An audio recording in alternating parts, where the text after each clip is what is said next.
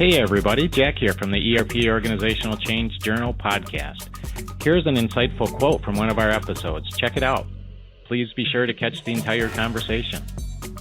Yeah, so I agree with you that this is a big issue. In fact, Harvard did a study in just 2019. They said between 70 and 90% of mergers and acquisitions fail because of a cultural issue. So when you're talking about change work, I think we've addressed that in terms of, well, in your own organization, you've got to design it yourself. And if you design it yourself with people from that organization, you're going to bake in your own culture right into the process. But when you're dealing with a merger or you're dealing with a new technology like ERP, and you're putting this into the system, then the existing culture has to accept this new way of doing business. It's almost like a not self cell in the human body. It gets, rejected. So what I believe is that you've got to understand what that culture is, and you've got to respect it, and you've got to see it as a helpful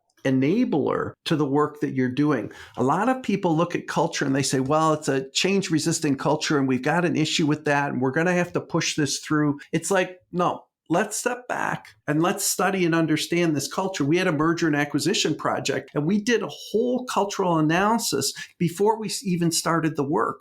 And we understood that both of these organizations had very different cultures. So when we integrated them, we were able to articulate exactly what those cultures were and what needed integration already and what had already been part of a shared culture that they already had. So understanding what you're working on is the first step in making sure that you take advantage of the culture rather than seeing it as a sticking point or a problem.